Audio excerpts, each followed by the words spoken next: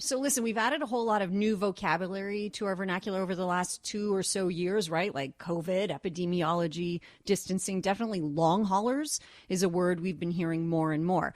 And I think there's been a shift. At first, we were kind of dismissive of people complaining of long-term effects of having had COVID.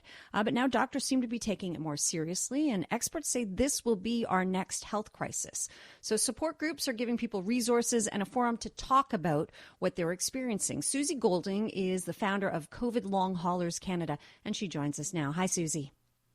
Hi, thanks for having me. Thank you. So listen, I heard about your group from my mom. She's a member and she's a long hauler, and she found your group when she had questions about what she was living through. So I can't help but wonder if that's why you started the group. Are you a long hauler who was also looking for answers? Yes, I actually fell ill in the first wave when really there wasn't much information to go on at all. Long haulers were just sort of the name had come about. So June of 2020 is when I started the group, realizing that there was just really little information for us to read about, and that we needed to connect, to come together, to share our lived experience, to try and understand what was happening to us.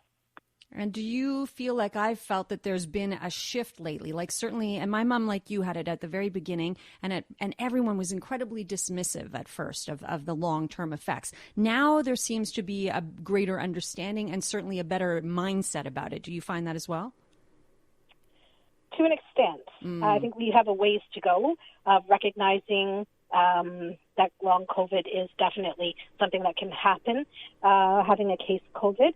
But yes, definitely it's shifting in the right direction. There are studies that have started out and rehabilitation clinics that have popped up. However, it's not really reflective of the numbers. The numbers keep climbing in our group. Our group is over 16,000, almost 16,500 members. And that's just a small reflection of the amount of long haulers. Anywhere from 10 to 30% of people who suffer a case of COVID will end up with lingering symptoms. So it's going in the right direction, but it needs to go faster. There is the science, but it needs to speed up to catch what's going on with the numbers that are accumulating. So people have heard the term long haulers. We know now we're referring to COVID. Is there a uniformity to symptoms, or are different people displaying different symptoms? What qualifies you as a long hauler? So the term long haulers, what will qualify you as a long hauler is suffering symptoms ongoing for 12 weeks, for symptoms of 2 months beyond that 12-week period. There's a whole collection of symptoms. Nobody will present the same. There's over 200 symptoms that have been known in long COVID. And so people present with different constellations of symptoms, which is, why the science is so tricky and in understanding in the medical community, because everyone presents differently. What would you say are some of the most common symptoms, and is this forum providing, does it sort of legitimize for the people suffering what they're going through? Yes, absolutely. People come to the group not having much support from even their families. It's really hard to understand what's going on with these people. This is an invisible illness for the most part, so people are, don't get understood.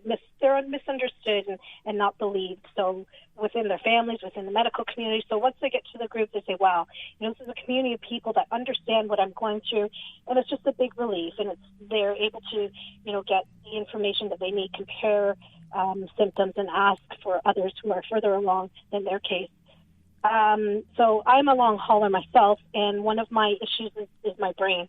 So I'm trying to remember the beginning part of your question, which was brain fog would be a great example of one of the most common symptoms that long haulers are complaining about, but also talking amongst themselves on your group about. That's right. Brain fog would be right up there as one of the top symptoms, as well as shortness of breath, fatigue, all kinds of skin issues. Wow. It pretty much anything and everything can almost be, there's just so many different, loss of sense of smell, sense of taste. And, I mean, people are suffering these issues for upwards of a year, and some people 2 years. So there's just so many issues that I guess shortness of breath and chronic fatigue and brain fog would probably be the top Yeah. reasons. Outside of having you as a forum in your group for people to weigh in and say, oh, yeah, that's what I have as well. I mean, are there treatments here? Do we know? I mean, people who are hearing about or now finding out about all these things like loss of taste and loss of smell, beyond just talking amongst yourselves, is the medical community beginning to take these things seriously or find solutions for these? That's a great question. Well, we are actually recruiting grants for many studies that are now taking place in the research communities. And so we represent, the latest of what's going on in the scientific community. So you can really find out there's a lot of information within our group.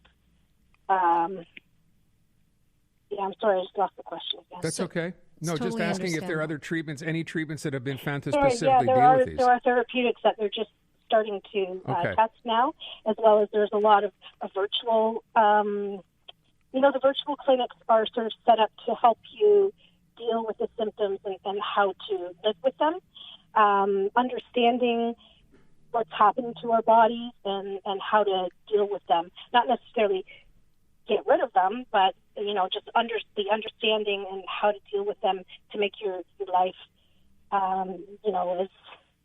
as best as you can. To better, right?